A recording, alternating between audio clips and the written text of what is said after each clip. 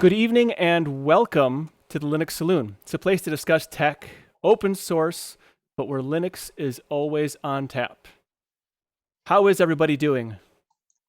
Doing good. Excellent. Perfect. Good. Excellent. Wonderful. Very Doing good. well, sir. So, I am very happy to see you, all of your beautiful digital faces. So, thank you so much for being here. Eric and Eris will be assisting me today.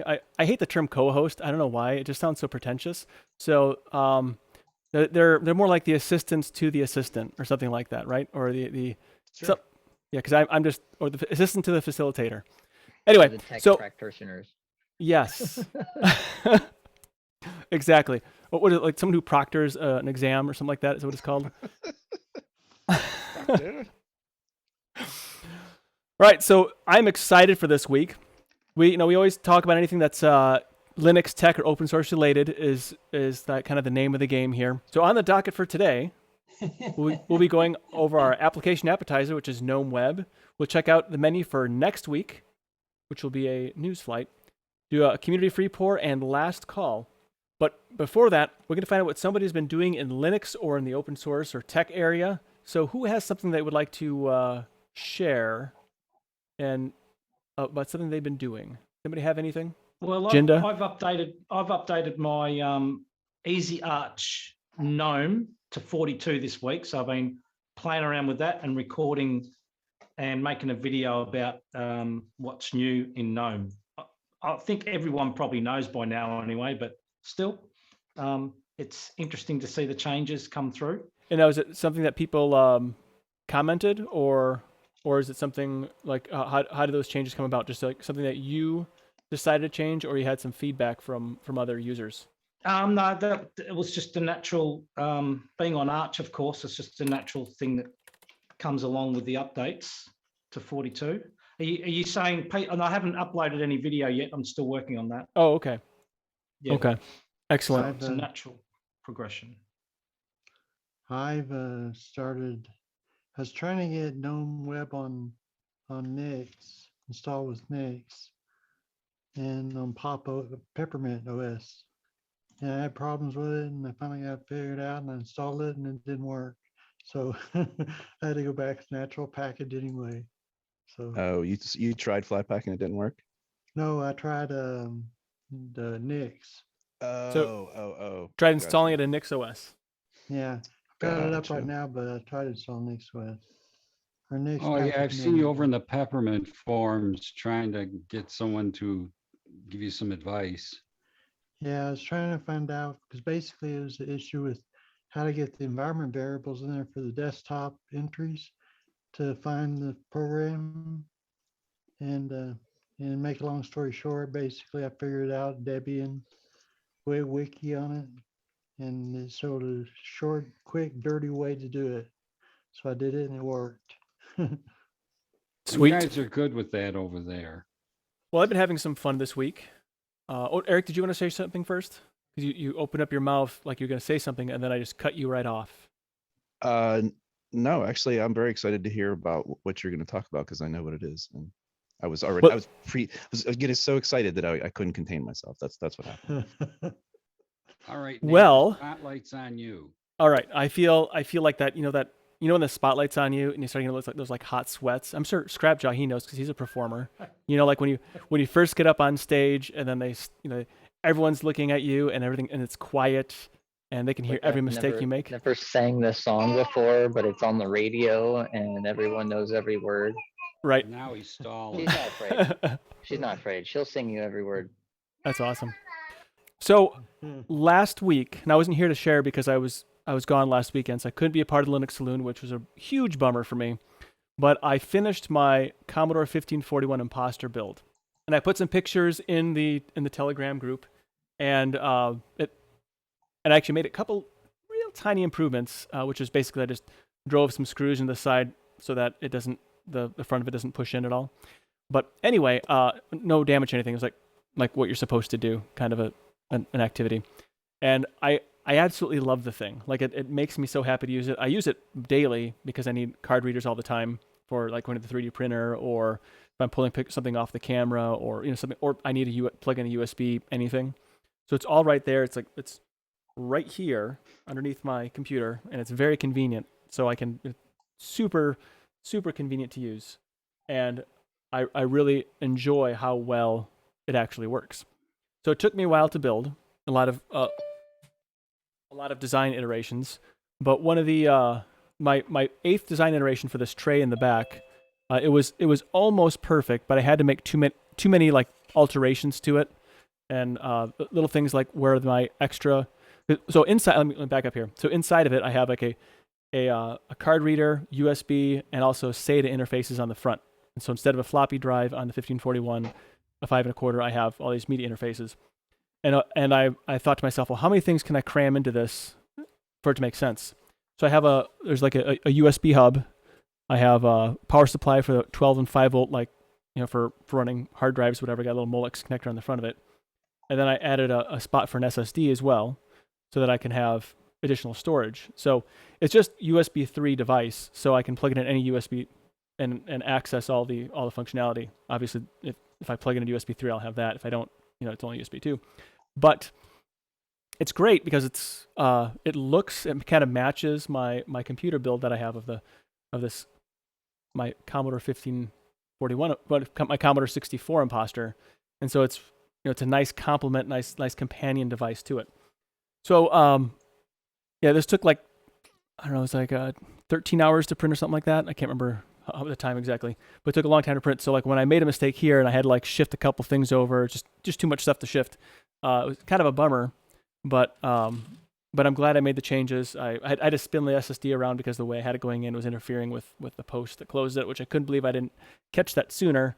But there you go. So 9th design iteration of the tray. It holds everything kind of mostly neatly. I mean, I didn't cut any wires, so everything is it's just zip tied down and held in place. So if you open up, it doesn't sound like a spaghetti mess. It just bursts out.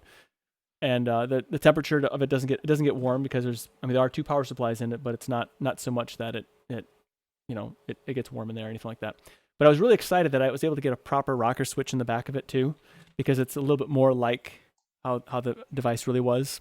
And the IEC 60320 C14 connector, which you like an appliance cord, sometimes just called that you would have like in the back, like a lot of things out, like the standard cord that's in the back of like a desktop power supply unit. Mm-hmm. Yeah, basically the same thing. So in case you want to know what it's called, because nobody ever says it, it's an IEC 6320-C14 specifically. That's what it is. So now you know. Test, right? Yeah, there is an exam at the end of not of this, because I'll forget there would be an exam anyway. But Eric Adams will be the proctor of that exam. So anyway, I have not yet, but I'll be putting the designs, everything I did, up on Thingiverse, because GitHub is for software. Thingiverse, anybody can download it, modify it, whatever. I'll put the FreeCAD files up there as well. Did everything in FreeCAD, and so anybody, if they want to, I'm sure there's gonna be a total of 0 people out there that'll want to do it. But if there's somebody else out there that wants to do that, I'm gonna put it out there for people to use, and you can criticize my design methods and so forth if you see fit. But I will say, FreeCAD, although very capable, it is not great with a lot of like rounds and chamfers that other softwares do a good job with. Like the way it just can't compute a lot of them, and it's a little bit frustrating, but it does okay. I would say it does okay. I don't want to beat up on it too bad. I have my list of grievances, so I will give those to. I'm gonna get a little more involved in the project and try and offer some improvements here and there, and see what can be done about maybe correcting some of those deficiencies. But I'm very excited. It's the first of different conversions of retro modern conversions I'm going to be doing. Have you been in touch with them before? Do you already have a dialogue open, or do you need to actually start the conversation? I'll have to start the conversation. I've been following the progress of things on GitHub. I'm the mailing list, so I see everything that comes through, and I read through about maybe a quarter of it. There's just so much activity, so it's not like there's. Well, that's a good sign, right? I mean, yeah, if there's that much activity, for sure. Well, and great. That's great. Well, it's a lot of fun to know that because I know you said you want to actually, you're focused on this project right now, but obviously you're building up your printer and you're doing different things with that. And I know that you want to be able to fabricate different types of things. And Right. so being able to use FreeCAD would be great to do that, obviously. Exactly. And if you are able to have a positive influence on that project through your experience through, because I mean, think about how software is developed, especially something like that. It's based on the use cases that their users put in front of them, right? So the team themselves, I'm sure, have some sort of experience with CAD and do some sort of design. But Sure. you know, their user base are going to be the ones that come back to them and say, hey, this particular thing doesn't work great, or you know, and so by you doing it, hopefully that then, you know, opens up some new avenues for them. You have different hardware than maybe they have, so you could even be testing things for them Sure. potentially. Yeah, it's a that is the type of feedback that I think would be very beneficial to them. Yeah, I think so too. And you know, if I can contribute to the project, make it a little bit better. I mean, the reality is, for a professional CAD package, you are going to spend a lot of money, and I would rather give that money to an open source project, so everybody benefits, not just the company, and where anybody. Because I like, you know, the whole idea of narrowing the digital divide. For me personally, I think, especially with how 3D printers are kind of ubiquitous, almost not quite, but are becoming more ubiquitous at this point, and you know, to be able to design something, you know, I think is pretty crucial. So, I mean, Blender, you can do a lot of like organic looking stuff in Blender, and that's very easy to export into, you know, into STL files. But doing actual parametric design is not something that is very well available. It's a So- very specialized thing, obviously. Yeah. Right? How many pieces are there to put together, Nate? For me, for this, Yeah, so you're making it's a retro. What is Yeah. it again? A retro. it's a Commodore 1541 floppy drive. It was just a case, but I had and I just bought the case, so no actual floppy drives were harmed in the making of this device.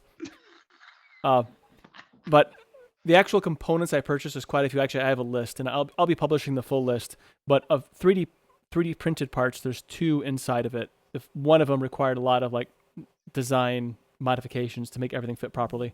But then I have a 10-port USB hub, 2 power supplies, and then I have 2 USB to SATA cards that are stuck in there as well, that are held in place.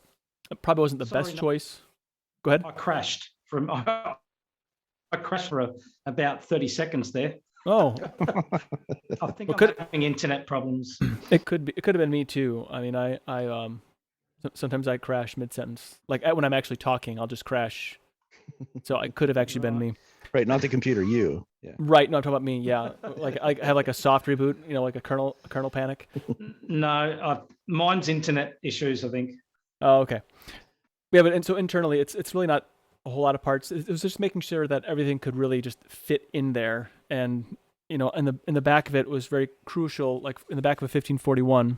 Me, I would have This is started out with a big clump of clay and just kind of molded it what I wanted it to look So- like. In an actual 1541, in the back of it, you know, I have Oh, right. where the fuse is. This is like a USB B style port. And then I put 2 USB A ports here for other things. So right now my microphone and my webcam are in this. So if I were to disconnect the one I did and bring it up here, it would cause problems. But this is so this is the device. It looks really nice next to my computer. So there's Awesome. lots of room in there, which is great. And I've been watching you iterate over the internals, which is pretty cool. Yeah, 3D printing is just the idea that you can manufacture your own things is just fascinating to me. It really is. It's the first evolution in the transporter from Star Trek. I was going to say the replicator, The Yeah. replicator too. which I guess are related technologies. If you listen to the Star Trek people, I had the technical manual. I had So. an electronics engineer tell me this. So next, so I'm gonna do a little preview here on Linux Saloon because this is my nerd club. So I'm gonna show you the next machine I'm going to retrofit. Oh my goodness. CRT. So I'm going to this doesn't operate, doesn't work. I got it for $20 from a Goodwill. Ooh. So it's That's a good dead. find.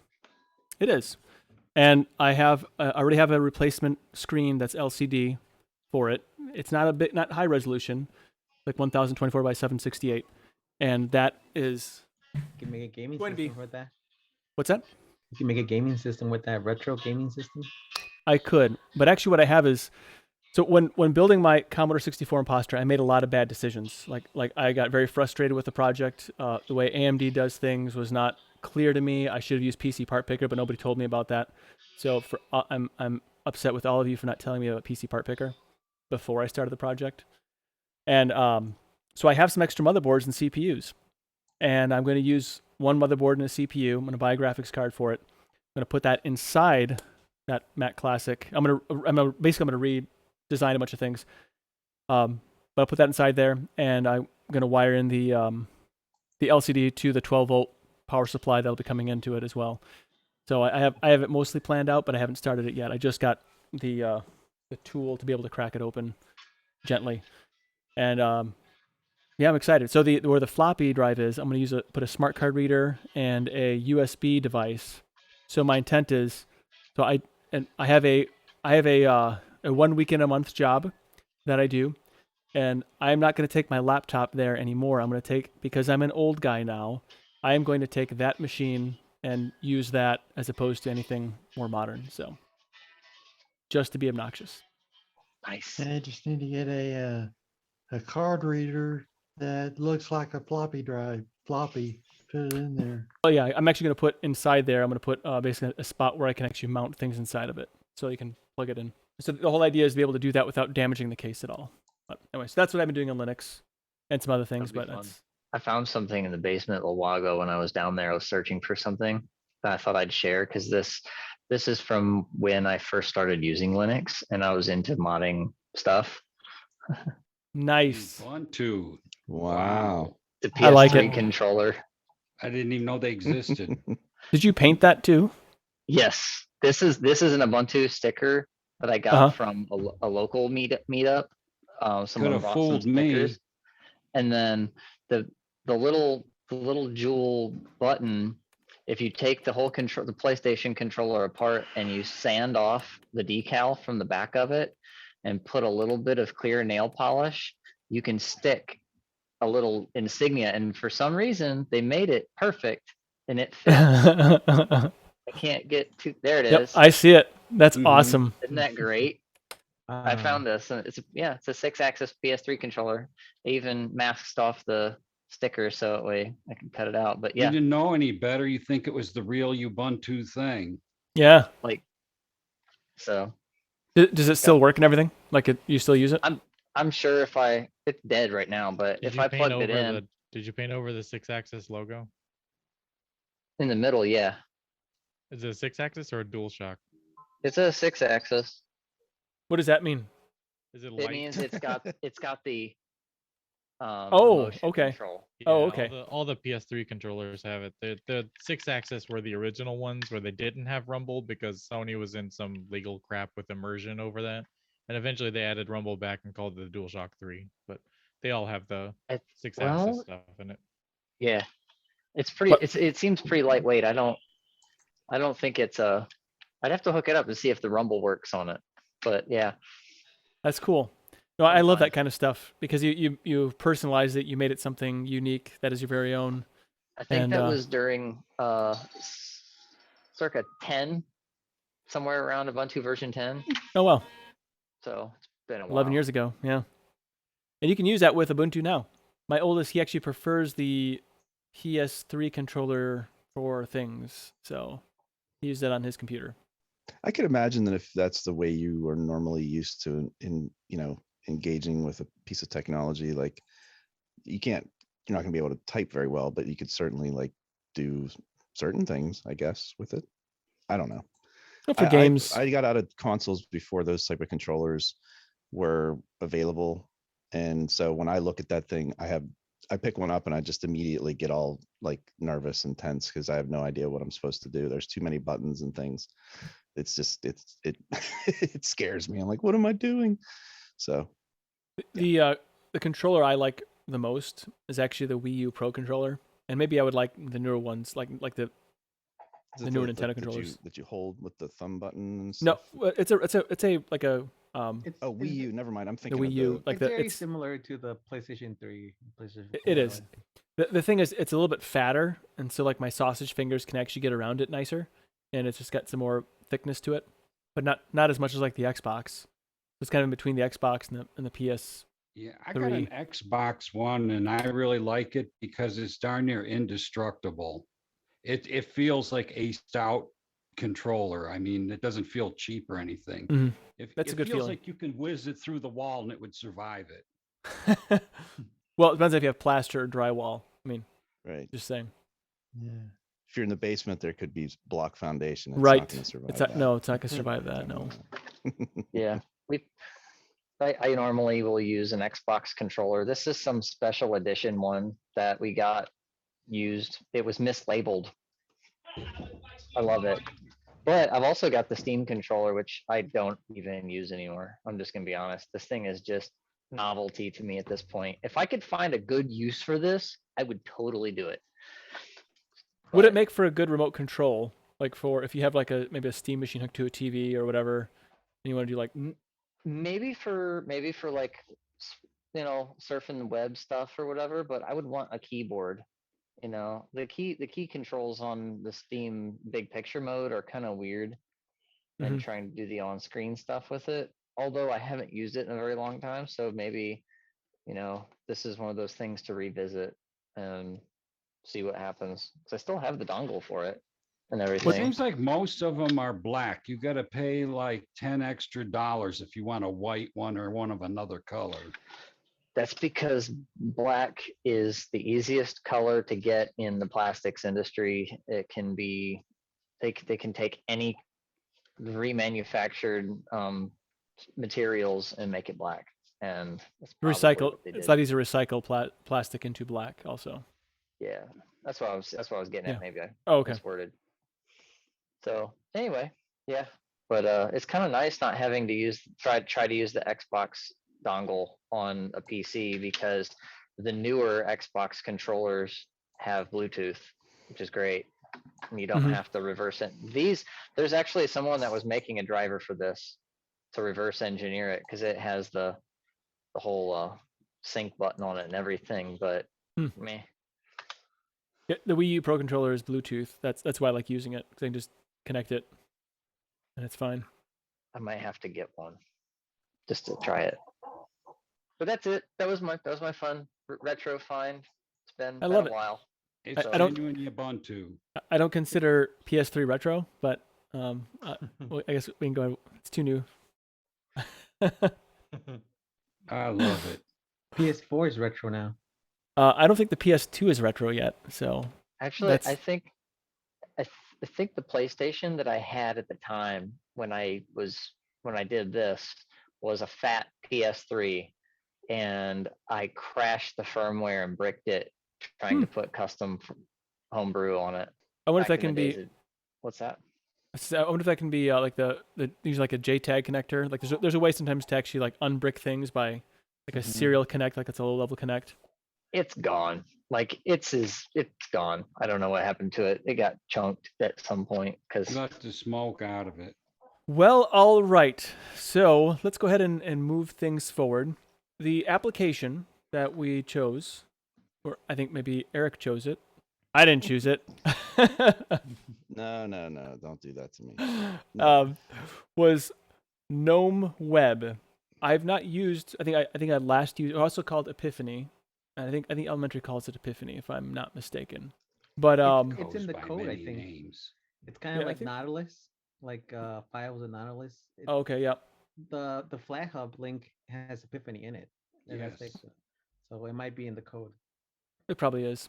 So yes, we mentioned that it's called Epiphany. So it's been around for a good while actually. The first release was in 2002, and so it's Gnome Web. Gnome is doing this thing where they're renaming all of their applications to the most like obvious thing, like Gnome Web, and so anyway, so they're calling it Web. But then there's the legacy name of Epiphany, which is still sort of like when you look it up in maybe your package manager, you might still see it called Epiphany. It's based on the GTK port of Apple's WebKit rendering engine called WebKit GTK. It's the same engine that is used in Safari. And the first release, like I said, was in 2002.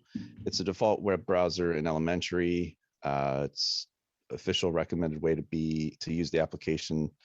The official way to use web is by using the Flatpak, because the GNOME project is really leaning heavily on Flatpaks to release their software so that it can be updated, regardless of the underlying operating system, distro. Yeah. GNOME Web and Mozilla Firefox are probably the two most viable web browser alternatives to Chromium-based browsers on Linux. So in terms of, what other options are there than aren't Chromium-based?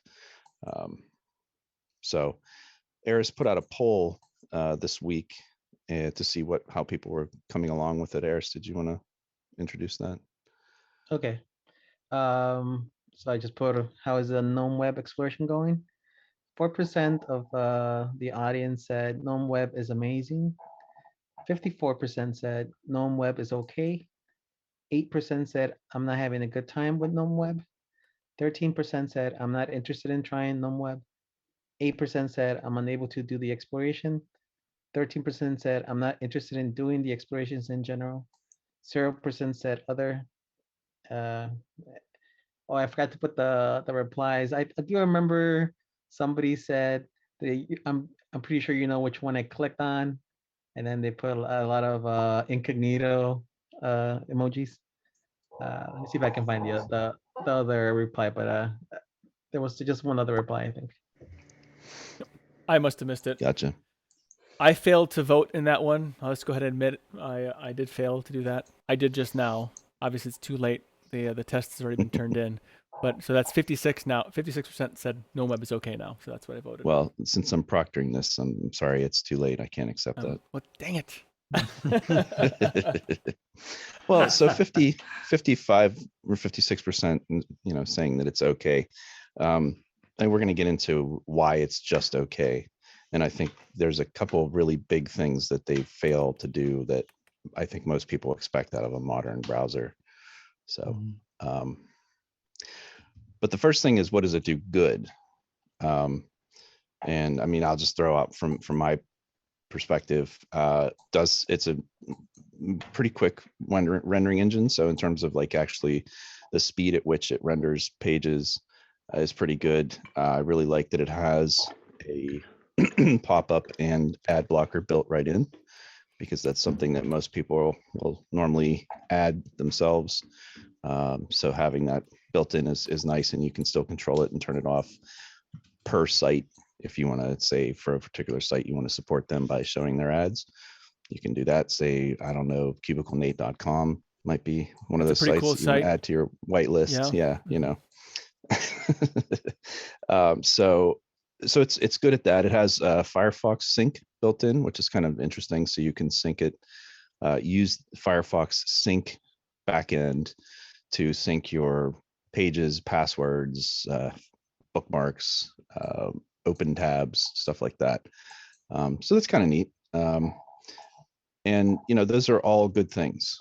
So it does those basic things. And if you just want to get to a web page and browse through, it has very minimal settings, which of course is a very GNOME way of doing things. So those are all good things. And I'll let others chime in if there's anything else that I missed. I think one of the things that you don't notice if you use the Flatpak is that it has the option for web apps, but you will need to have like install on the system, and that's not available in the Flatpak. I guess that's the limitation of the Flatpak. And somebody did reply to the poll, and they said that the thing they missed most was that there was no dark mode. Like it doesn't have extensions. Other browsers have extensions, and you can add dark mode to your browsing, but you can't do that on GNOME web. Yeah, it has a tick box in the settings for dark, but it don't turn dark. That's more for the UI of the app itself, not the pages. Yeah, the UI don't even turn dark. Oh, okay. It's dark on Plasma on. Maybe it's because I'm using it on XFCE. Yeah, it's dark for me also. Like if it wouldn't have been a dark, and it's even dark for me on Flatpak. So that's huge, because usually Flatpak is kind of dodgy with the theme following. Yeah. Mine's not dark at all. Mine's, sorry. Did you yes, take the dark setting? where's that? It's in this, it's in the hamburger menu on off to the side, and then you go down to settings. So something that on. may be the case too is that if it's the flat Oh, pack, here it is. may need you to install the dark version of your theme. So like I'm on Cinnamon, and for flat packs to be dark for me, I had to actually go and install the Linux Mint themes in Flatpak so that it tries to use the theme that's set in the desktop environment. But if it can't, then it just defaults back to whatever, whatever's there. So I know for me, I just went in and searched for Mint, and then it found all of the this is like 15 different Mint themes. And so I copied them and then just installed all of them just so they're there in case I ever switch to a different one. But if you're not seeing dark mode, it may be that the theme you're using on the desktop environment you're in may not be available to Flatpak because you have to install it separately. Maybe if you installed Flat Seal, you could get permissions to the theming. No, I mean, by default, it should pick up the theme you're using. And that's what I'm saying is if the theme's not available, then it can't use it because it doesn't pull in Yeah, the theme. Peppermint's got their own stuff. Well, but if you search through Flatpak, there might be, let me see. Mine's dark, but on my Surface Go, it's actually not dark. That's where I was thinking of, which is interesting. I Mine's have to dark. check that out. Yeah, I don't find anything for Peppermint. So if it's custom themes, then yeah, it's not going to show up. You can probably find something that's similar. It's not a deal breaker for me. Well, so we're getting to the parts that are, where it needs improvement. I guess maybe we're there now because no one else has mentioned. Was Well, there I was anything else going to. positive? Yeah, Go ahead. yeah, I was going to put a positive spin on it. Install site as web application, I think, is what Aris mentioned. I found that worked better than the actual web apps application that I've got that Linux Mint uses. I've installed that on Arch, but I have trouble with pop-ups on that. Whereas this install site as web application, I was paying some bills the other day on my bank and it popped up all the, in a different tab, the PDF files and whatever, which I normally have a bit of problem with. It handled that really well. So I was really impressed with that. So that's a really good positive spin for that. That's I great. quite like that feature. Yeah. Yeah, I always wonder if people actually use that, do you create web apps for popular sites that you go to? I mean, I use a photo editing tool that is browser based, and normally I'll make that a web app, but you can do it through Chrome pretty easily and it works better that way. I usually just leave all the tabs open to everything I'm used to. I got like 2 web browsers with no less than 10 apps, tabs open in each one of them all the time. Do you group your tabs? I try to, from favorite to least favorite, or most used to least used. Once in a while, I go through and clean them out if I ain't looked at them in a while. I have this problem where I go, oh, I'll pin that tab. Oh, I'll pin that tab. Oh, I'll pin that tab. And then I have like Yeah. I have like half of my screen is all pin tabs that I use all the time. And I need a better workflow in how I cluttered I keep my web browser. Okay, I did have anybody on Brave- experience this reduced scrolling speed? Yes. Yeah. The Definitely. scrolling down the side with your wheel on your mouse? That is actually like a problem with anything that's not Firefox. Like all the Chromium browsers have that, and apparently Epiphany GNOME Web has the same thing. Yeah. And interesting. Sorry, Scrap, you've been trying to talk. Go ahead. My bad. No, the 2-finger scroll, if you have a touchpad, I have one of those Logitech K400s. That's really nice. Because it kind of glides if you just flick it. But Absolutely. on a mouse though, because I use Brave, it's a little slower. On Epiphany over here, It's heck speed on it's- Epiphany. it's even slower than Brave. So My Surface Go is the same thing. I was just about to say that, Scrap. With the 2-finger scroll, it's beautiful and smooth. But with a mouse on the desktop, very slow.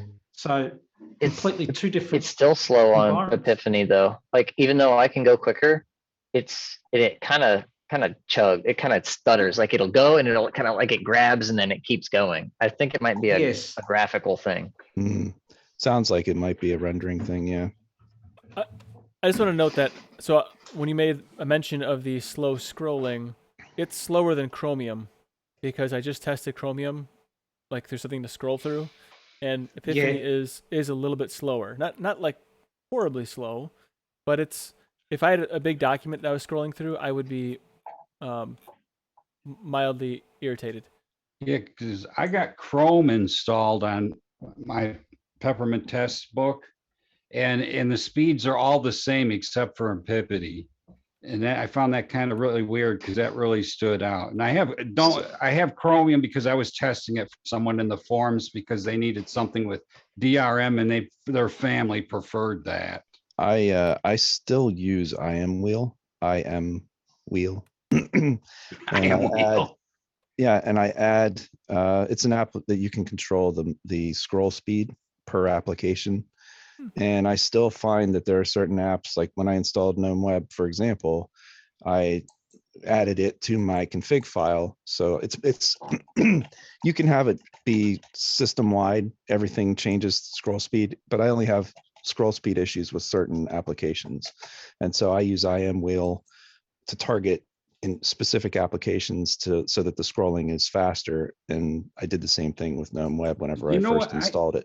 Eric, I added that to Ubuntu Mate about a year ago because there was no scrolling at all, and I found it as a GitHub project. Gotcha. Yeah, I've been using that for years now.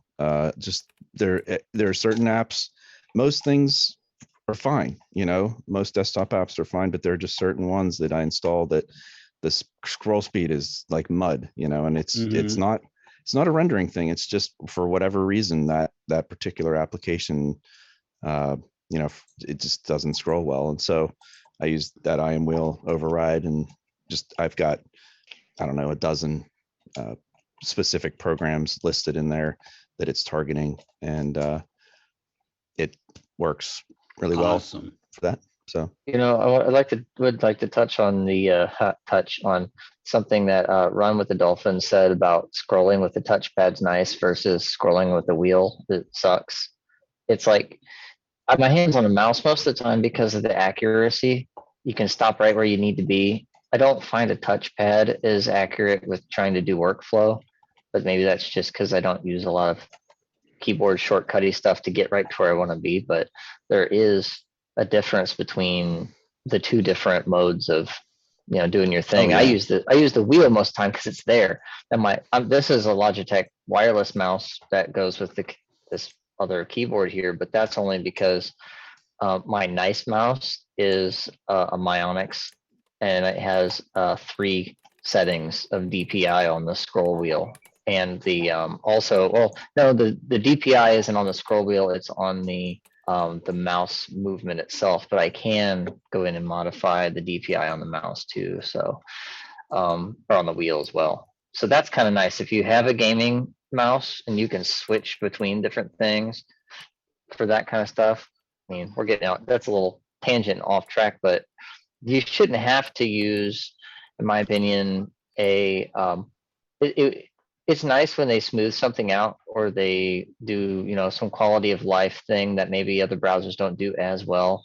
But when it's so noticeably different than all of the other ones, and it's just like, it kind of doesn't seem polished. I guess that's the point I would like to get to on that one. Yeah, well, and there are usually options for smooth scrolling, and that's what that, it, instead of being a certain amount per click of your wheel, I guess, it's supposed to make it just like a smooth operation. And the effect of it is that I think smooth scrolling with touchpad is great because it's natural for you when you're moving your finger on a surface to have a certain amount of responsiveness, I guess. But a mouse, especially a scroll wheel, like I'm expecting a pretty good amount of scroll per like if I have to sit there and keep scrolling like crazy, it does, it gets very annoying. And so yeah, that's where IM Wheel comes in for me. But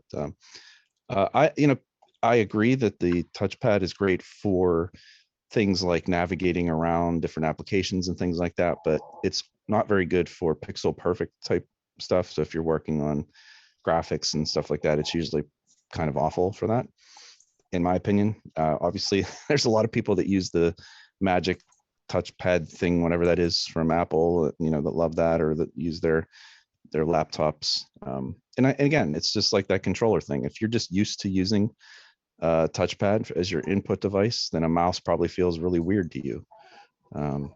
But to me, like, you know, if I don't have a mouse or a touchpad or something, or a trackpad, something like, or this thumb wheel, you know, one that I've been using, I can't get as much done, not nearly as much. I'm old, I know. I have a positive that I'd like to share about Epiphany or GNOME Please. Web. So the last time I really tried or used GNOME Web, I had issues with multimedia with it. Like I couldn't even access like videos on my MB server. Like it would just either it would like play and stop or whatever. And I think I was using Elementary at the time, so I know it had all the, you know, codec lickies and chewies. So because you know they obviously they're the kind of the easy button when it comes to, you know, deploying a system. And I just couldn't do a lot of things, you know, like multimedia things on Epiphany. And I got to say, you know, I put, so where I tested it, Leo, because you were asking, like, you know, testing JavaScript heavy stuff, was not in the JavaScript area, but was, could I do the different multimedia things that I wanted to do? And yes. So if I want to watch YouTube, I didn't test Disney Plus, but like YouTube or MB, the ones I use really, you know, regularly, those worked perfectly well. I didn't test any DRM stuff. DMR, what's that? DRM. Did anybody try anything like Netflix or Yes, anything? I can explain some of that when you want me to talk. Go right ahead. I'm just a facilitator, Okay. man. I don't want to step out of your order.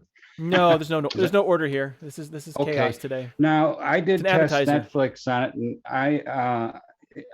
it, and I'm a tester for the Peppermint people now. So I get a lot of builds from them and I test them, and this one got the Epiphany on it and stuff like that. And they had in the forums somebody that was looking for a DRM compatible player. You know, they tried Chromium, and Chromium does not have, there's very few browsers that have DRM support. Now, I did stumble across something with the GNOME forums and the GNOME Web where they asked Google if they could have the Widevine DRM support for their browser, and they denied them. But they turn around and say, just because we got denied doesn't mean we won't get accepted in the future. And I think when you're talking Linux, Firefox is going to be your best bet if you want DRM, or you're going to have to break down to using Chrome. I did find a page that lists some of the browsers that have support. Microsoft Edge has support, but that's Microsoft. And Opera's touch and go, and there's times where they've switched between different brands of DRM. I did try Firefox on it. It rejected it, and I had a feeling it would because I had researched this for a person on the forums. Yeah, that DRM issue is kind of crazy too. Like as far as Epiphany, I was just now trying to pull up the live stream and nothing on YouTube will buffer for me. So I don't know if it's an issue with something else that won't allow it to run for me or what, but I even use Amazon for music sometimes, and Brave isn't even supported. Are you using YouTube Prime or something paid for? I'm just a standard YouTube. I watched probably 20 YouTube videos on Epiphany, and the only problem I had is at the very beginning when you go and do your search for YouTube and get to the YouTube homepage, sometimes when I moused over something, it would freeze up the browser. And then it would semi-crash and then ask you if you want to reload. And then you'd reload and it would recover. That's the only problem I had. Once I logged in as a Google user, it played all the YouTube videos I wanted to watch. That's crazy, because I've been staring at a buffer wheel while in the chat. I'm in the chat on Epiphany. I had that problem when I had the Bluetooth headphones on. The Bluetooth was running along with the wireless. That might be it, because that's what I'm doing right now. Once I went off the Bluetooth, I even tried it. Well, I actually turned off the Wi-Fi, plugged in a hard cable, and it went away. Then I went back to the Wi-Fi and it started doing it again. I turned off the headphones with the Bluetooth on them, and then that worked properly. So it may be that your Bluetooth and your Wi-Fi are having a conflict with it. I don't know. Well, I just 'Cause uh, I can- tried. Not 'cause you it's brought up, I only on experienced the same Epiphany. thing this afternoon because I was like listening to music videos and I had my good Bluetooth headphones on it with the Wi-Fi, and the two don't seem to get along with Epiphany. You got to dump one of the other. Let me ask you a question. Which sound server is it? Is it Pipewire that you're on? I was currently it's Pulse Audio.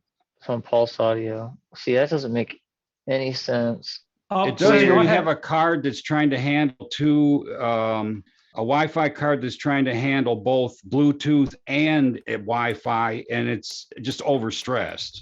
Okay, I see what you're saying. But On a laptop, they usually put both in one package. and it's only on Epiphany. Does it happen on other browsers? I haven't that's my experienced it on case. other browsers yet. Yeah, because I have Brave up for most of mine, and I'm using it for all the same thing, and it plays the stream fine and music and everything. Then it must It be an might- Epiphany thing. It might be Uh, a sound server issue on the back end somewhere where, because I remember the only other time I've had a similar issue with sound with YouTube not playing and it just giving me the constant buffer wheel was on Garuda, and I was having issues with Pipewire and Pulse trying to switch between, and I would have to kill the Pipewire sound server and then it would play. So, but it's got to be something with that. I'll try it out later after stream is done to see if I have the same issue. I don't have an Yeah, I'll- alternate sound thing to hook up to do this right now. I was having an issue on YouTube, open a video, no sound. Close it, because I normally open videos in new tabs. Close the tab, reopen again, and then the sound's working. So, and that happened on many occasions. And there's some videos that just wouldn't play. And then I opened Firefox and it played. So there was, it was a little bit all over the place there when it come to YouTube playback. I can test I this noticed- right now. I can just use Firefox instead of Epiphany. I got both of them open on the laptop. I noticed that it doesn't have picture-in-picture mode in YouTube, and I use that a lot. Same. So Right. yeah, so when I went to, because I'll pop that out and it'll be on top of everything while I can do all kinds of other stuff. And then Huh. I just noticed sometimes even when you don't see the little icon, if you right click, it can be one of the pop-up menus, behind the right click, and it wasn't there either. So I guess it's just Crazy. not enabled. No water. Water over there. Also, Nate, I did try Netflix just now, and when I went to play something, it says Netflix says to install the Microsoft Silverlight plugin. If you're trying to watch Netflix and one of these things happens, Netflix says to install the Microsoft Silverlight plugin, or Netflix brought you to this article instead of playing a TV show or movie. It's because your current browser version is out of date and uses the Microsoft Silverlight plugin to play Netflix. Microsoft no longer Silverlight supports is this dead. plugin. Yeah, that Microsoft no longer supports this plugin. To keep watching Netflix, you need to update your browser to a version that supports HTML5, and they suggest Microsoft Edge, Safari, Chrome, Firefox, or Opera. Those are the 5 that they suggest. So there you go. What are the the version numbers y'all are on? For It doesn't show a version. For Epiphany?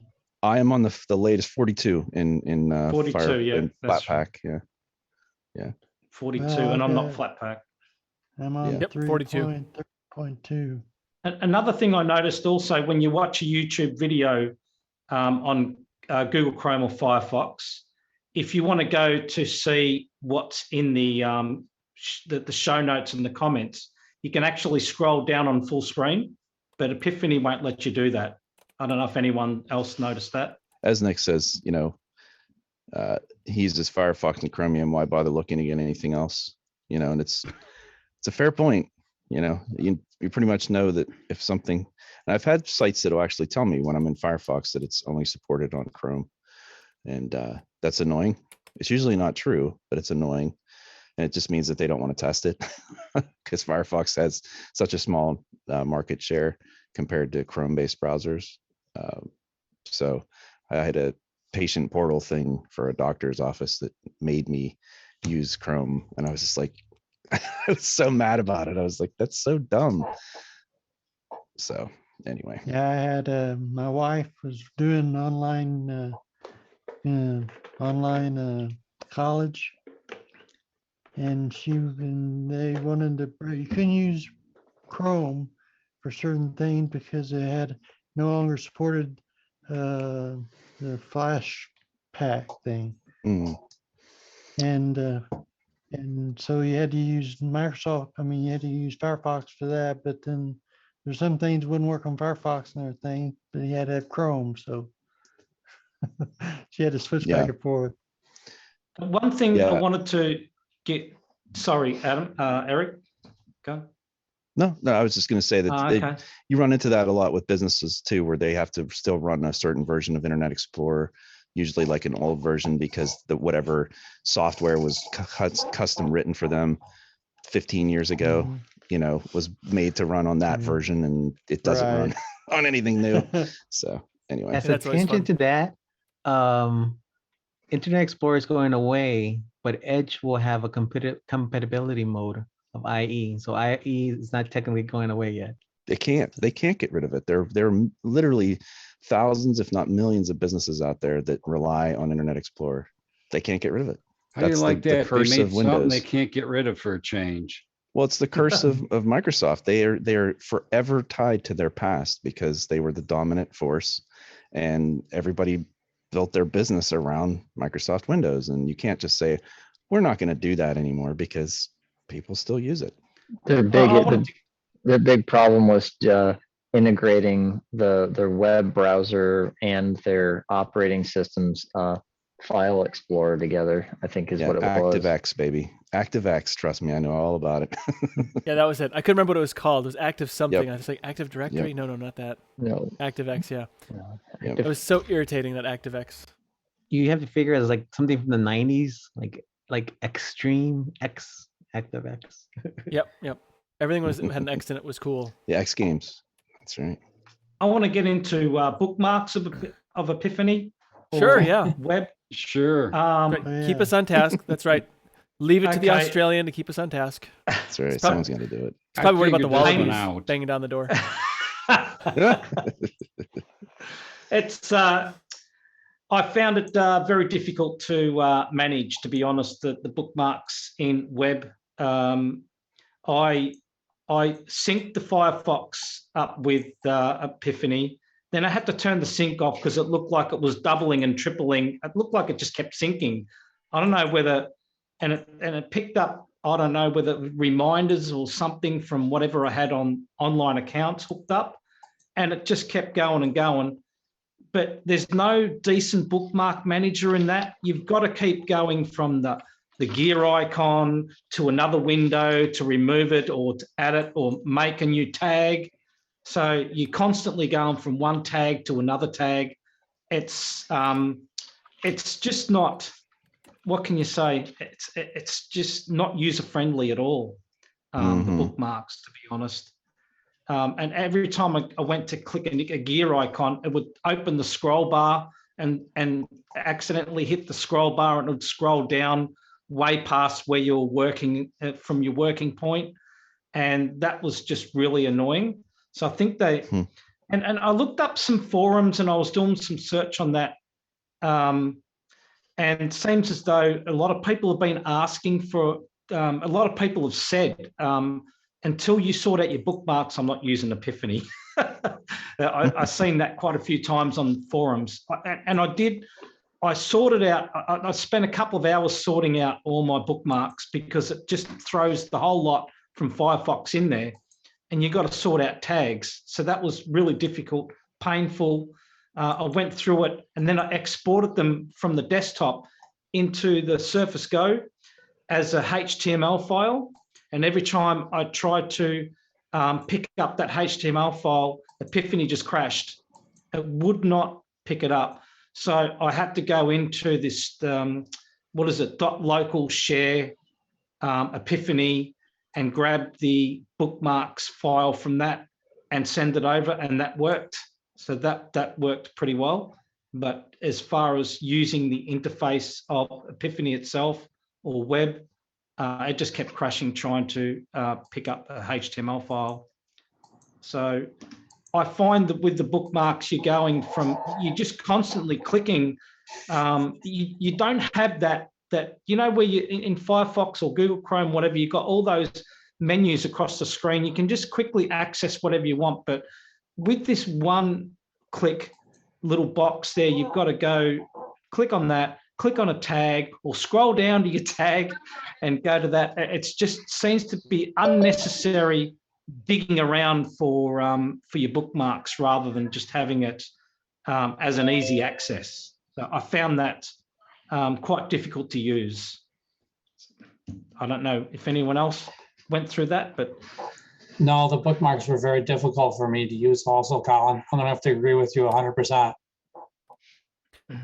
So I'm not a heavy bookmark user, but my issue with the bookmarks was just like the interaction, the flow of how you add a bookmark.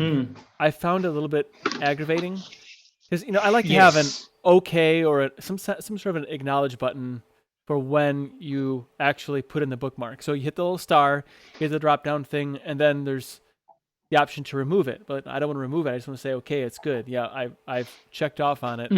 And to me, that's a UX. That's a UX oversight there. I'm sure someone's going to tell me you don't need an OK button and you don't need a system tray, stuff like that. But that doesn't fly with me. I like to have that acknowledgement. I can just hit the star again to make it scroll away, but just something to say, yes, acknowledge, good, yes, I approve. Little stamp. I absolutely agree with you on that, Nate, because I actually hit remove and by mistake through actually confirming, and I actually hit the remove button, and I was actually confirming, and I forgot that you don't confirm. I actually removed it, and then I had to restart it again because it was just I think it was just, what can you call it? Something in my head just went muscle memory. I just confirmed that, and I hit the remove button instead of confirming because there's no confirming, right? Yep. I do the same thing. Yep. I do the same thing. I find myself, and it's such a bad habit, but like if something pops up when I'm busy or I'm trying to focus on something else, it's just like, I don't even think about it. I nail it. And now I go, what the hell did I just click on? Yeah, exactly. Yeah. People could put up like, here, you're send us $1 million. Like, okay. Anyway.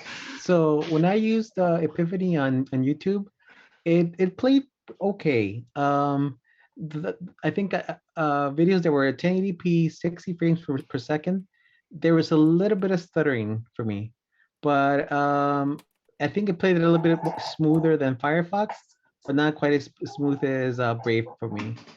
And this might sound like a bad thing, but I think it's better now. I used to try out GNOME Web or Epiphany, and it would crash my system. And this time, it never did that. So that's a big improvement as far as I'm concerned. I would agree. Not crashing your system is definitely a plus.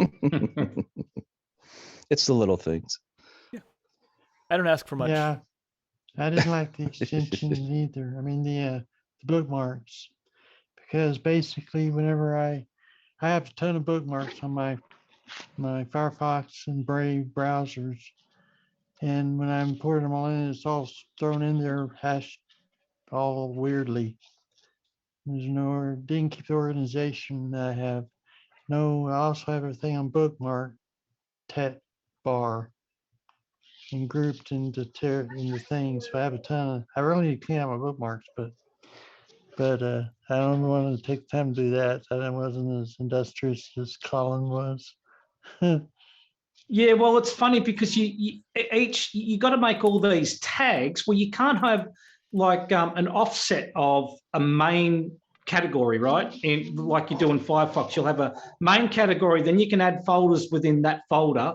You can't do that. You've got to make tags, and then the tag list gets so long. There's no you cannot search for anything, right? You just got to scroll down, or you just got to have all your bookmarks just open and just scroll and look. It does put them in alphabetical order, which is a good thing, but who wants to keep scrolling down to look for a, like if the one you're looking for is at the bottom and you've got like 50 tags, that just I'm on makes that.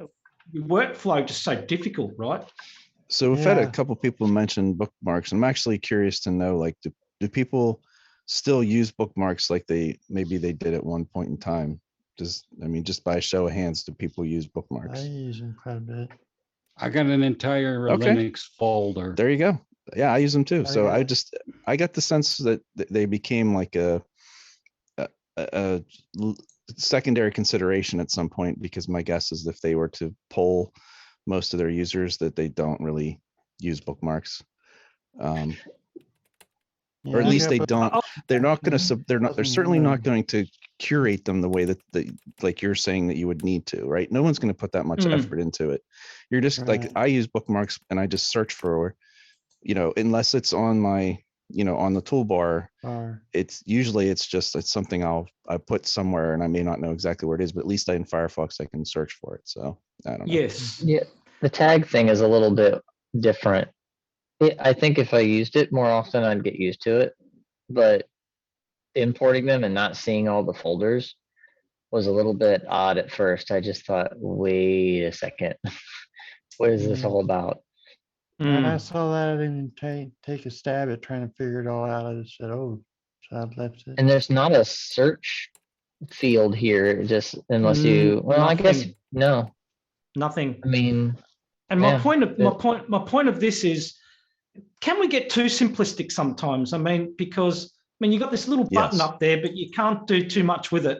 And I understand where they're coming from. They're trying to make a cohesive desktop where all the header bars are the same, which is Elementary's been doing that for a while now. And this is yes. they must have seen the vision of where GNOME was coming from, because they have been doing that for quite a while, and that's what their curated apps are all about and everything. But seriously, if you cannot make something where a workflow is so aggravating to the user, surely you can put some sort of design feature in it to make it a little bit easier. Yeah, it's a bit too simplistic to me. Yeah. Yeah. I And got some- I agree with that. I got Sorry, some go ahead. buffering in Firefox too with Bluetooth. Hmm. So, okay, go ahead, Dan. I just did a test, but it's not a fair test because I got a lot of stuff running on the internet now, and it just might be overloaded. So Yeah. I wanted to bring up something that was in the comments. I wasn't sure about this, but does anybody know how often they update WebKit GTK? Does it stay pretty close to Safari as far as its security is? Because I know that was a big problem when it was like in the repos, because like if you're using Ubuntu or something, it's not gonna get updates very frequently, and that might Does be an anybody issue for know- security. But now that they're Does anybody know what it should be better. Does anyone know what the current release of WebKit GTK is? Because it shows in here in GNOME Web that they're using 2.36.0. I think So that's the latest based on the website. Okay, But I'm not sure if that's close to upstream or not. gotcha. Yeah, I don't know. I'll look and see. I was gonna make a comment about bookmarks real quick, because before we stray too far away into WebKit. Mhm. So the thing I've changed in how I use my system is I've actually moved away from bookmarks a little bit, and not entirely, but a little bit, and in as such that I'll see, like, I'll have bookmarked a bunch of things, and I have no idea why I bookmark them, like, and I just have, I've filled up my bookmark list, and so I've actually started trimming my bookmark list down, and transferring like the links and so forth, and putting them in my TiddlyWiki, my note-taking application, and adding descriptions and why it's important and what I looked for there on that site, because I find that bookmarks are not verbose enough for me. And maybe you can add descriptions. I don't can. know. I haven't looked, but to be able to like search, like if I had like an idea or a vague memory of, there was a Raspberry Pi project that had something to do with printing or whatever, 3D printing. Because that's what's on the mind right now. I could search that in my TiddlyWiki, 3D printing, Raspberry Pi, or even by tags, and then it would show every time I made a note about that, and I could find either links or descriptions and everything else. And so, for me, I've moved just ever so slightly away from bookmarks. Also, in the past, I've lost bookmarks. Like there was an upgrade in Firefox some time ago, and all my bookmarks got zapped. And so that's always been aggravating too. But I will keep like some bookmarks, like specific sites that I will go to. So there's like bookmark is like you're super high up on the list of things I need to keep track of, and that's when I'll keep a bookmark. I use the folder option in Firefox to actually keep my bookmarks organized. Like I got one for Linux. For you, you could have one for Raspberry Pi, another one for 3D printing, and direct all your bookmarks into them folders, and they'd be a little more organized with less work. Well, the other thing too is sometimes it falls in multiple camps. So it could be a general Linux thing, it could be a Raspberry Pi thing, it could be a Raspberry Pi thing that's OpenSUSE. So it can be like multiple associations. And so for me to associate it like with tags and so forth, it works with my brain a lot better than organizing it in you are Sure. an OpenSUSE thing or you are a Raspberry Pi thing. So I get it. I like Everyone's that. different. Yeah, and it works Everyone's better different. for One my thing- my head. One thing about Epiphany that I kind of struggled with for a little bit was the download icon. It's almost non-existent in the top toolbar. I mean, you don't even see it until you download something, and you don't realize it's there because it's barely lit up. And I like downloaded a file, and the web page went through the motions and everything else. And I go, wow, that's a fast file to download. And I look in the downloads folders, and there's two files in the folder, but they're not complete. I'm going, what's going on here? And I did it a couple times. Then I noticed up at the bottom, there's very faint icon that lights up when you're downloading something, and you have to wait for it to disappear before your download is assembled into one file. Now, I kind of think, they could color that a little more like, like Firefox, it turns blue and stuff like that when things are going on, but the download icon's always on the toolbar. Other than that, my experience with Epiphany was pretty good. I mean, it wasn't enough for me to say it was amazing on the poll, but I did have a good experience. It did most of the things I wanted, except when you got into the Netflix category and things like that, then, Yeah, I did see the download thing. I thought it was outstanding, to be honest. I thought it was more outstanding than what sometimes Firefox and that is, to be honest, because it's actually, there's nothing there and then it pops up. So I thought that was pretty good. It That's took me a just my couple of times to perspective. notice that pop up, Yeah. though. Yeah. But sometimes I find it more concealed in the other browsers, to be honest, than because it's a big square box, the same as the other two boxes. So I thought it did show up quite normal.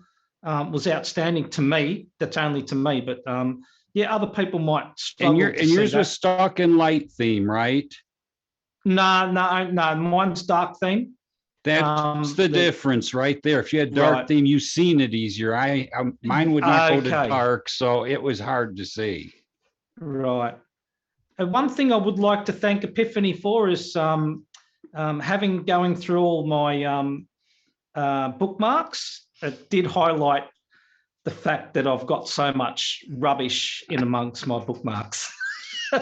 I found bookmarks in my bookmark folder that there isn't even a website for anymore because I took like an effort Yeah, me too. just to clean I it found a out. couple- the old 404, not Yeah. found. So going back to security, I'm going to drop the link. There's been a security advisories for WebKit that were posted yesterday on their website for the Wow. current version of 236, I think is the number.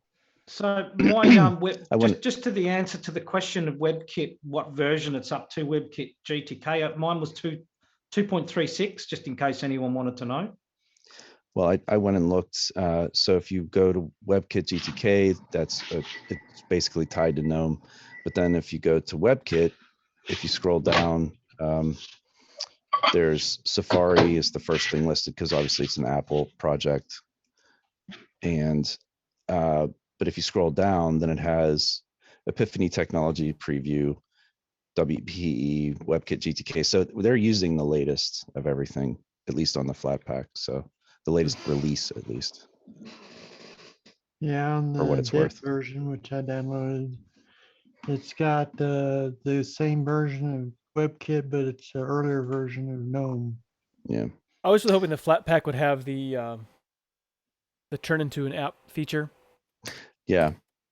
And But- that's what they're saying. It doesn't, and maybe there's a way to enable it, but I'm guessing that just for some Yeah, reason it doesn't have access to the files. I wonder if you just gave it full access to system files, if it would enable it's that not- feature. So my understanding is it's not even included in it. From what I Oh, in the understand, code. Okay. Neil, he's in the Destination Linux community. He made a comment. I was talking to him earlier today that he doubts it'll ever be able to be done in the Flatpak, which I don't understand why, but he seems to understand, and he doesn't think it's gonna be possible. So it might be possible, but it's probably gonna take a lot of work, I'm guessing. Got it.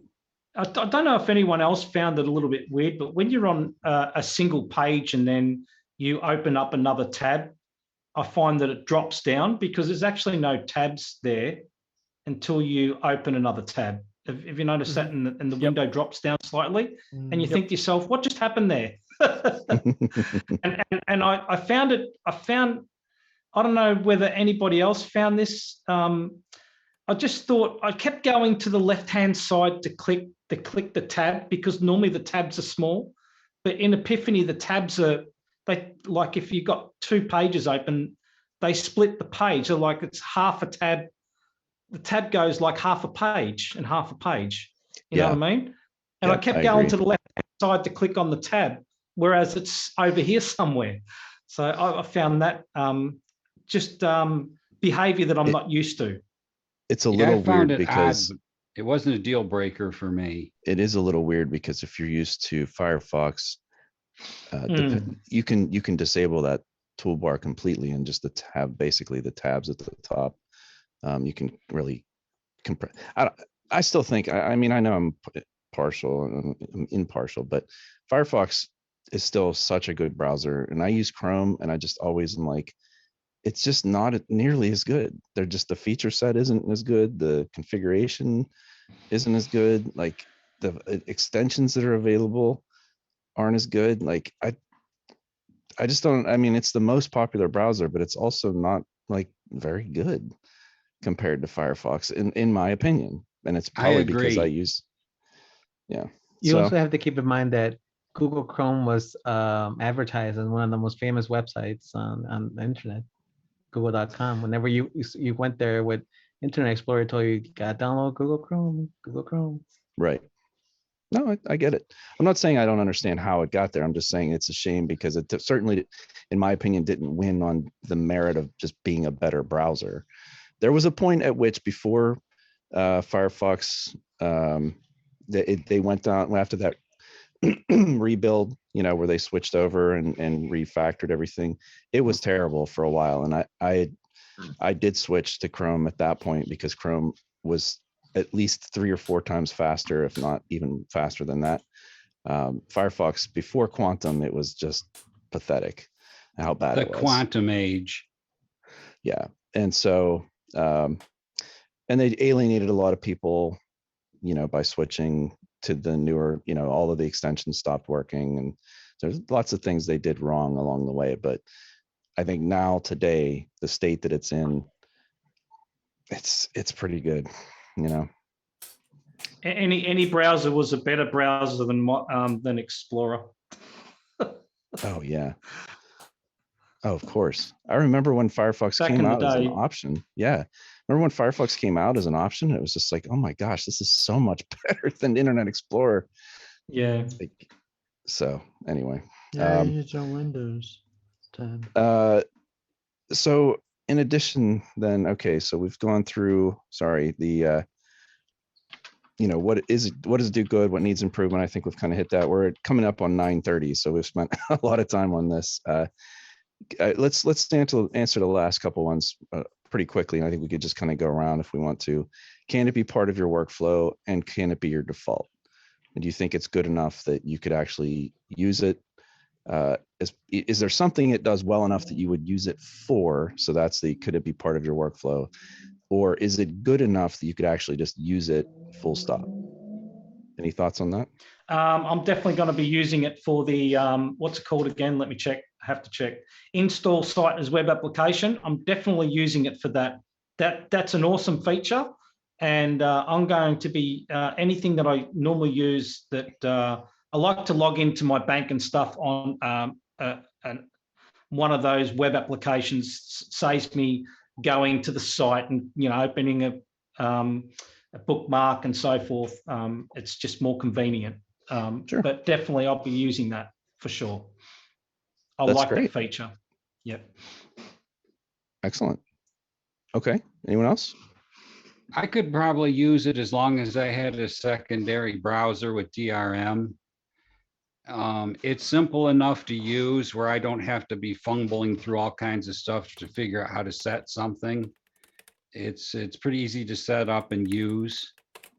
I don't have much of a problem with it other, theming ain't even an issue with me. I'm used to Linux distros with broken themes. It's kind of a thing we deal with. Okay. Well, I think that's very rational way to look at it, that you could use it, but if for those things that it falls flat on, have to have an alternative to be able to work around that. Makes sense. All right. Anyone else? Everybody should have two. Yeah. Well, and that's my argument for Firefox existing in the first place, is there needs to be an alternative to Chrome. Even if it's not very popular, even if it's not something you use all the time, there has to be more than one. It cannot be a monoculture. There cannot be like a single browser. That's a bad situation to be in. For sure. For a whole number of reasons, not just because I don't like it. Yeah, if your browser bulks out and you only have one computer, you can't easily go get another browser. Right. If there's some horrible 0 day that, everyone is affected by, how long is Need it to going to bring take back for Mosaic. Yes. Hey, Mosaic I'm was rocking great. Sea Monkey. I'm rocking Sea Monkey. And it should also be mentioned that since WebKit, GNOME Web is made based on WebKit, it's based on the second most used rendering engine, which is the Safari Safari engine, because Firefox Yeah. is a distant third for that. Yeah, except that of course Safari has always been the weakest with things like extensions and customization and stuff like that. So Yeah. anyway, okay. I well, think for myself, I could use it for certain tasks, but things like any website I have to have a password to go to, I use LastPass on my browsers, and can't get that on GNOME, I don't think so. Yep. Yeah, I can't use Yeah. it as a daily driver type thing, but I could use it maybe as for certain purposes. Yeah, I'm with you. The three for me that I absolutely have to have is an ad blocker, which has built in and it seems to work well. Great, got that covered. I need to have a password manager. I use Bitwarden, but there you go. And I need to have a dark render, for pages, because I can't handle bright pages. So I use Dark Reader, and Dark Reader is supported on every other browser. Any browser that has extensions, Bitwarden, uBlock, and Dark Reader is supported. So Well, never I have an think issue, on but- mine picked up Peppermint's dark theme okay. well, certain websites, if they support it, that's great, but most Yeah. websites don't, and so you have to use something like Dark Reader that's going to it basically takes the CSS of the Right. page and swaps it out. So Yeah, that's Anyway, what I mean. yeah, well, Dark It's a Reader is new great. s- If you it's a new standard where your theme on your desktop, if it's dark, then the website will notice that and then it'll give you a dark web page. But of course, this is an early technology that hasn't been adopted by all of them yet. right, yeah, it's a fair Yeah. point. Okay, it's- anyone else? Yeah, as Sorry. far as for me, I don't think I'll keep it. And that's because if I need a stripped down browser as far as features, I prefer Falcon, which is a KDE or Qt based desktop browser that has limited feature set. And I think that those limited feature set browsers are good for a few things. Specifically, one is like just for testing. Like, so let's say you do anything with like websites. Let's say I'm not a web developer, but I do help people out with website stuff. And so it's nice to be able to test it just in something that has none of your credentials, doesn't have anything in the cache, just as like a clean browser that's, even, and that's not Firefox. Since I use Firefox for everything else, it's like a nice alternative. Also, if there are some websites that have like really aggravating like JavaScript stuff, it seems like Falcon. I didn't thoroughly test GNOME Web, but something like Falcon, it can it doesn't take as long to load because it doesn't have as many features things it can do. So that's another reason to use it. But the lack of things, like for me, it's Bitwarden. If I don't have a Bitwarden extension, it's kind of unfortunate. I mean, I can get along with just having a separate app and copying and pasting it over. That's fine, I guess. But the convenience of just like clicking on it, where it fills everything out, that's just super slick. So you can, but it's the type of thing where, if, like you're saying, I agree with you. If you're doing it all day, that's a significant amount of time switching between applications. And I think if your workflow is just such that you're used to, for me, Bitwarden, Control-Shift-L, boom, it fills it right in. It copies my OT one-time password in there if I'm using that. It's just or pass. Yeah. Anyway, it's just not having extensions is really kind of even on my phone now, if there's a browser that doesn't support some type of a dark reader, it's the same thing, right? If I can't have a ad blocker, a dark reader, and if those things aren't supported, and I'm not going to use that browser. So it's one of the reasons that iOS is a complete non-starter for me. And I know you can get weird, like the way that they handle extensions, but it's dumb.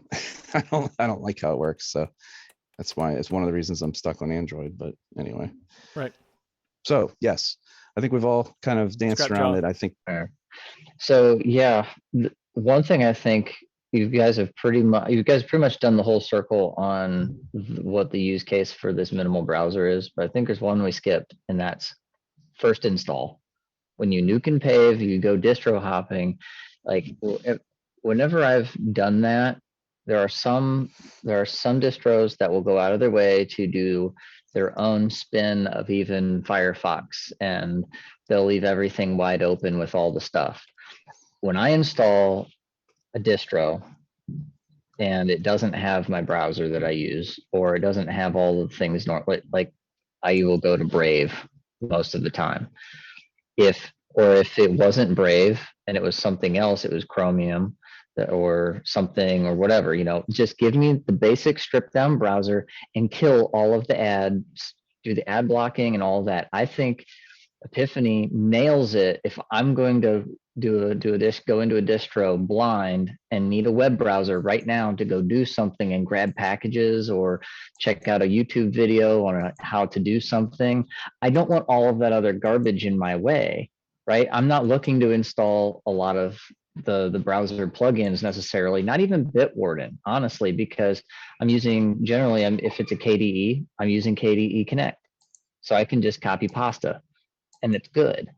So that would be that's my take on it. And I think maybe the rendering engine needs some work because it is definitely choppy compared to others. But I do like the fact that it is stripped down, but it could be stripped down, but also give us access to more of the advanced features. Like if you wanted to do like your proxy stuff and whatnot, make some things a little bit, the little extra flexibility, like having the plugins.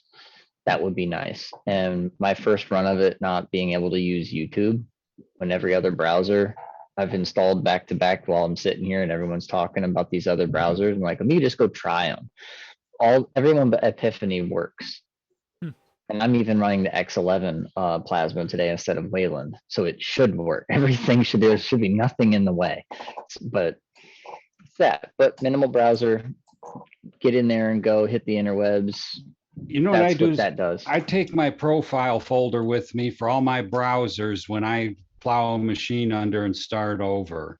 In some cases, it's hard to find them. With Firefox, it's the .mozilla folder. Take the whole folder with you. With Chrome, it's in I believe it's in .config, Google Chrome folder. That's got all your profile stuff in it. With Epiphany, because it's a flat pak, you have to go into your .var folder. All these are in your home directory. And find the Epiphany folder and take that with you. And then Good everything, tips. when you reinstall it, poof, comes right back where you left it. So one of the hidden features about Firefox, and a lot of people don't know, is there's a user.js. All the different settings that you can set in about config, you can drop down in a file and just put it inside your profile folder in Firefox, and all the settings change. It's just like a web manager. You know how you can just have one file with all your settings. You can do that with Firefox. There's I did not ways know to that. hack this stuff. So I can actually look at my current profile or whatever, the user.js in my dot files. The way you could do it, that there's a file called like pref.js or something like that. It has all your preferences, the ones you set. You can look at that if you want, and then just copy over it into the user.js, because the user.js is the one that overrides whatever's at the preference there. All right. So do we answer the question then? Can it be your default? Kind of, sort of. Probably not for most people.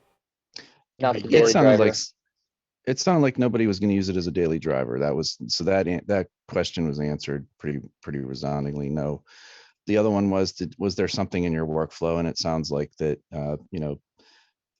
Colin has a good use for the web apps. A couple people said that they could use it to do certain things, but they'd have to have a secondary browser. So I think that's I think that's a good sort of assessment of what we've all experienced, is that it's capable of rendering web pages. It works perfectly fine for most websites.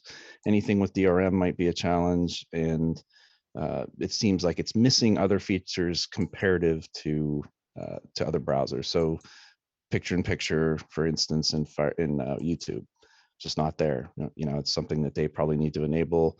Maybe there's a flag for it. I'm not going to dig in and figure that out, because I just don't care enough personally. It's true.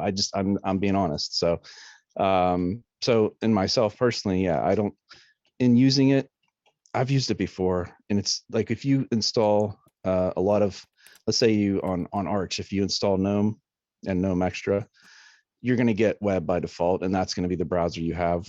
And I use it all the time without, just when I'm testing different distributions. So it hasn't changed much over time, and they've added ad block and stuff like, so they have certainly modernized and done some things, but I see it as they have so many other things to deal with, to work on. Like, why do they need a web browser in their stack, right? Why do they need certain applications that are taking valuable developer resources? Like, I'm sure the people working on this are doing it maybe because they want to, which is fine, but like, I just have a hard time believing that there are people out there that are perfectly happy with this and have never wanted or used Firefox or Chrome or any other browser. Can I play devil's advocate? Please. Yes. Okay. So if you're trying to make a desktop, right, where you're trying to make everything uniform, your file manager, your terminal, all these things, most of the time people spend their time on surfing the web. So you would think they would have to focus on the web, because that's also where they spend most of their time. You want to make it uniform, so everything has a uniform workflow across the whole desktop. Yeah, that makes sense, I must say. It does and it doesn't. It makes sense if you're GNOME, and they're trying to be that. True. But it doesn't make sense in the larger scheme of things, when it's just never going to be as good as one of those other browsers. So, Would you rather have an integrated, seamless, all painted up and cinched together look of a browser, or would you rather have all your system tray stuff like every other desktop? Well, no, and Right? Firefox uses GTK, so it already You get uses what I'm my saying, though, right? No, I do, and I 'Cause it was understand just- what your point is. It's like what you're saying is like, well, why put developers on this when when people are asking for something completely different? Well, I think that's one part of it. It's not so, and I get your point. I trust me, I understand what you mean, because the first thing I do in GNOME is add a system tray in because it's stupid to not have one. But you can't not use a dust, a tray. I had the same argument with the elementary guys on this show years ago. You can't sit there and tell me that, we're just not going to include one. Well, okay. That doesn't mean that it isn't useful. It doesn't mean that like other programs don't have. Anyway, I'm not going to open a can of worms, and we might as well start talking about My single bad. click and double click My again. bad. No, it's okay. It's okay. I get Anyway. it completely. So yeah, I think we've Read answered the that man question. pages.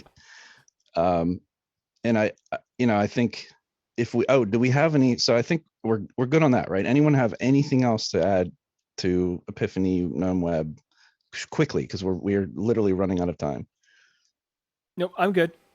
Okay, so if you have something we wanted to get feedback on was I picked from a list and this was on that list with other choices that weren't as good as this choice. So what choices for applications do people have for future shows? And if you don't have to answer it now, you can have it as a takeaway if you want. If you have a favorite thing that you come across later in the week or whenever, if you have suggestions for applications, feel free to say it now. But if not, please suggest them either on Telegram or through Matrix, through the forum, however you want to do it. We have a very short list. We would like to expand that list. And so anything that you have an interest in having us try and talk about, please suggest it. This one was a really good pick. I enjoyed it because I could use it along with my normal work, with the Peppermint people. Yeah, I think more application suggestions would be great, because otherwise I'm gonna start offering things like FreeCAD, Kira, stuff like that, which nobody Stuff else you're is using going to want every to day. use. Right, stuff I'm using every day, and Right. and I know that my life is an edge case, so let's not have me suggest it. So that Fair was enough. a threat. That was a threat. That's right. Well, excellent. He means it. I do mean it. So I'm really glad that we did take a look at Epiphany or GNOME Web, whatever you want to call it. I think that it was a good run, like a good exploration of the application, and kind of helps you, I think I don't say not appreciate, like I don't appreciate what I have now, but like have some respect for the browsers I use on a regular basis, because I complain about browsers all the time. I think they're awful. And so it's kind of nice to see, something else that maybe makes me appreciate Firefox more, or Chromium or whatever. So anyway, I thought it was great, and I look forward to the next application appetizer. So I think we'll muddle our way through the Linux news. As always, a big thanks to Michael for This Week in Linux for mixing up a great flight of topics. And today was his 5-year anniversary of starting This Week in Linux. So 5 years. That's really cool. Yeah, that's amazing he's gone that far. It's actually fun to listen to some really old ones because he has a much more flat, dry read to him, and now he's a lot more energetic. But I think you develop your personality over time. I know when I first started doing Biddle, I was very robotic, so I had to hide the fact that I'm an Android or something like that. I think after a while you forget the mic and the cameras there, and you just go on with your normal personality. Yeah, I think eventually you get there. I know that I've loosened up over time. I don't care if I make a mistake when before I did. So since we talk about distributions a lot on Linux Saloon, I'm curious to know who runs Endeavor OS. I know, Eric, you've been a fan of it in the past. I don't know if you're running it today. I am. Or you are running it today? Okay. Does anybody else here run Endeavor? Or I happen to like Endeavor. Rick, you're muted. So if you said something, I don't know what it is. And I said I've run it in the past. Okay, run it in the past. Okay, and I have too. I'm not good at Arch-based distributions. They don't work well for me. Me neither. Because I am too. I'm not disciplined enough with updating my systems. So I think that's a me problem. Well, if you are an Endeavor OS fan, the new Apollo release has landed, and it's a community edition. now installs with their dedicated display manager. You can toggle log buttons inside Calamares. And so during the iLine installation process, there's now a status shown below the progress bar to make it clear what is happening at that time. I know with some installers, like you think that they're hung, and then but they're really not. They're just doing a process that's just a larger process. So that's pretty cool. It's cool that they have that. I like I've always liked the nerdy bits scrolling past. So I've always appreciated like the OpenSUSE installer for that very reason. And there's some that like kind of combine the difference. You know, their slideshow of look at all your neat features along with the nerdy stuff, which I think is cool. So some new features and fixes in the install system are Firewall D is enabled. Lovely. So each Apollo installation has Firewall D already installed and enabled after install. There's EOS Quick Start, a new GUI app created by Dalto, who joined the core development team in January. Helps you choose and install the most common and helpful apps on a newly installed system. Note the selection of apps is coming from the Arch repo and not from the AUR. So I think things like that are very cool. Anything that kind of holds your hand to kind of guide you through a new installation. You know, kind of getting like those important applications and so forth. A brand new app that is a rewritten version of the existing NVIDIA installer, DKM app. It's a command line tool that helps you install the mainstream NVIDIA driver, legacy drivers, 470 and 390 drivers. So that's thanks to Jonathan and several of the hybrid setups such as Bumblebee and Prime. And it's called NVIDIA Inst. This tool is it's still in beta, so feedback is appreciated on their NVIDIA installer. And it's installed and operational for that reason, although that app does not install hybrid or legacy drivers. So it's pretty exciting stuff. That's something on Arch that's still a little painful, is having to install the driver, the right driver, and having hybrid work. Yeah. So Optimus on my Toshiba here, that's always an absolute pain for Debian and for Arch. Ubuntu, not a problem. Any Ubuntu base, the drivers will be installed because they've got the driver utility. So I don't know how that thing works in the background, but it works really well. I wish it was that easy on the others, to be honest. I didn't have any trouble in Debian installing the NVIDIA driver because they're all in the Synaptic Package Manager. You click on. It's not the driver itself, Dan. It installs the firmware and everything. It's the hybrid. It's the Optimus. It's the tough one. Yeah. The Optimus. Yeah, that's the problem. Because it's the way. I mean, so the way I did it was you install. This is the problem. This is why it's a little janky. Is you install the NVIDIA driver, and if you have a modern enough card, that's just whatever the NVIDIA package is. So, Pacman-S. NVIDIA.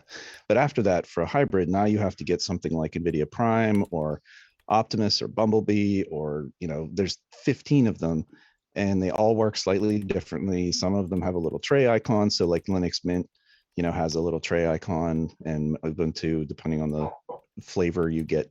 I know Mate has that. It sounds like torture. It can be a real pain. It's like, even if you put an nvidia.conf file in there, as soon as you do that on mine, black screen on startup straight away. Yeah. It's just, you cannot do it. You just have to find other alternatives. And normally everything on the websites just do not work. You can spend hours on that sort of thing, and it's painful, to say the least. It's very frustrating. And the fact that if you look at the Arch Wiki, basically they just list all the different options and say, well, here, you can try this, or you can try that, or you can try, it's, once you've gone through 5 of them and you're ready to throw your computer out the window, just look up just look up the Linus Torvalds meme. It makes you feel better. Yeah, basically. Yeah. Although I will say it has gotten much better, at least from the driver perspective, because the driver itself used to be a pain. And now at least you can just install the NVIDIA driver and then pick your poison in terms of what you're using to manage it on top. I mean, I have it on here to run in DaVinci Resolve, because you have to have OpenCL and OpenGL and CUDA. You have to have all that stuff running for it to work properly. And so NVIDIA Prime works. You just have to do prime-run, then whatever, DaVinci in this. So it works. And it works a lot easier now. Sounds like another planet. That's right. Exactly. The invading Prime, force from NVIDIA Prime. Yeah. Well, I'm amused that they have Prime and they have Optimus. So Optimus Prime, you know, Yeah. see what they're doing. Transformers. And then there's Yeah. the Bumblebee driver, which I'm not sure how that relates.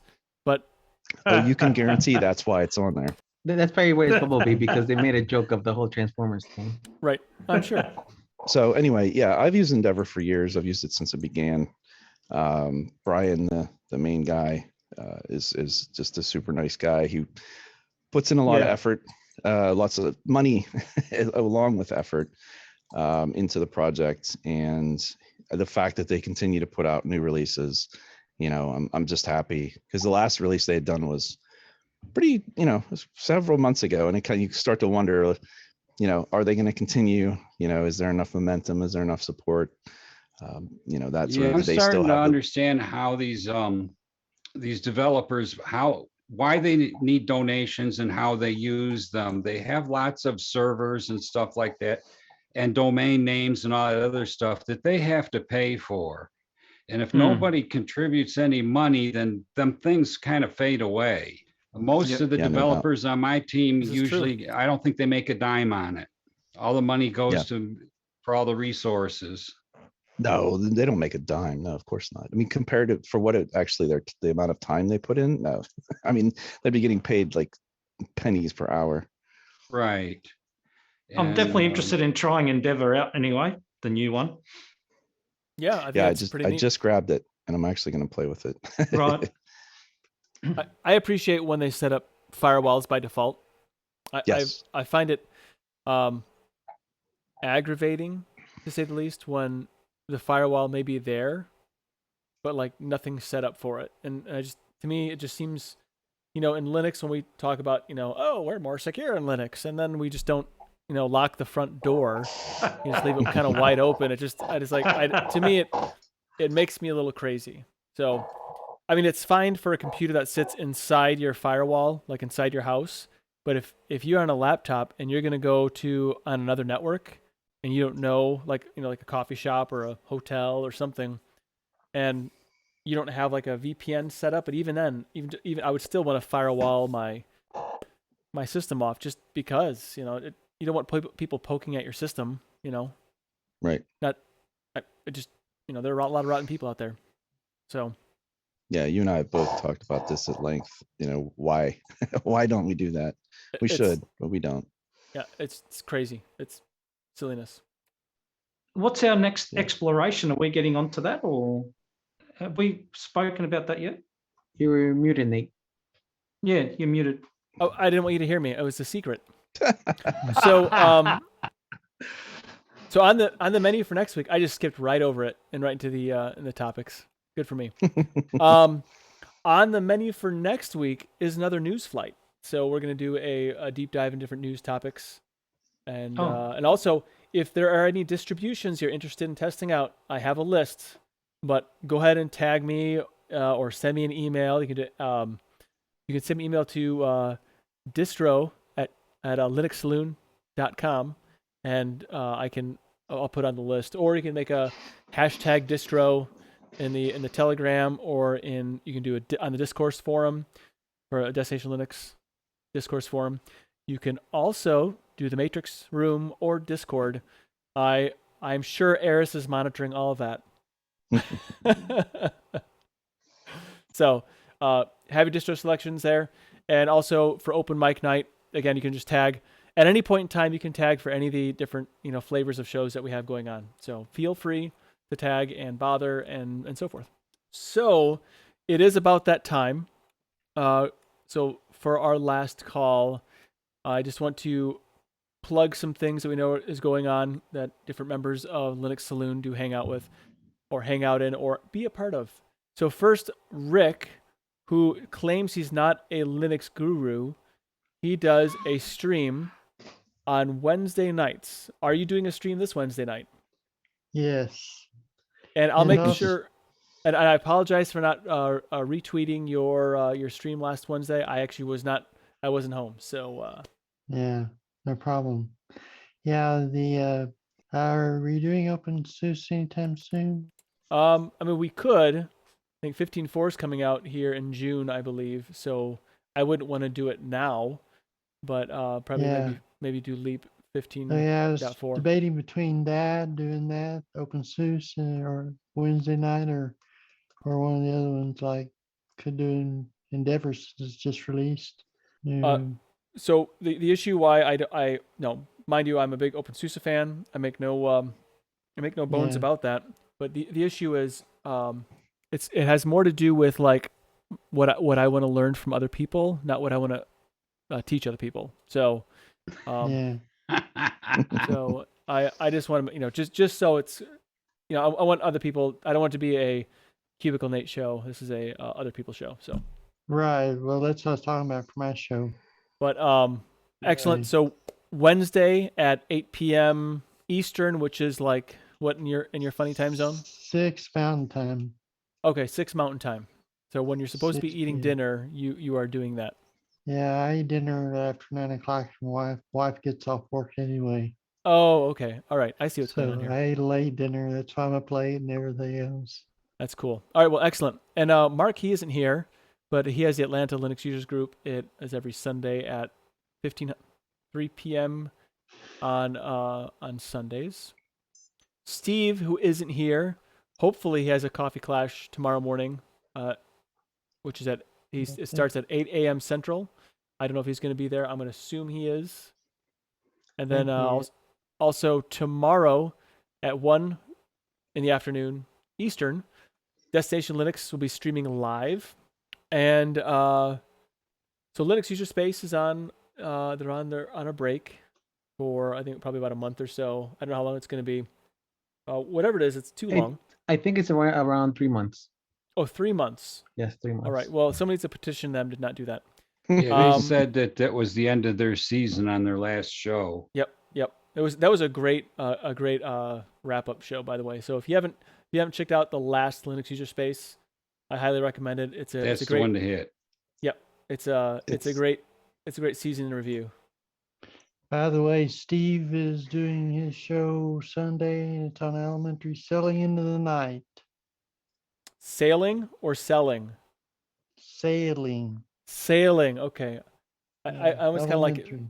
I was kind of like selling, like fire sale or something like that. Sailing, like a big ship flying over the water. Well, I mean that could be fun, I suppose. Yeah.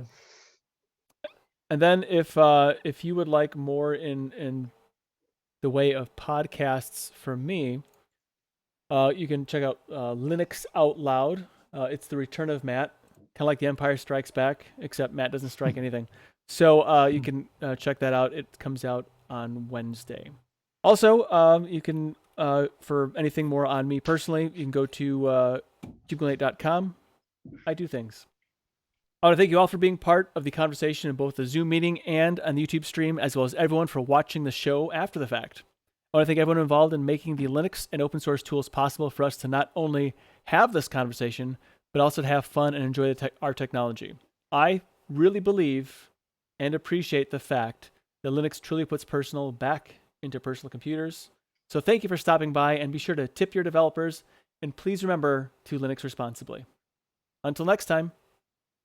See yous. Bye. Bye, everyone. Bye. See ya.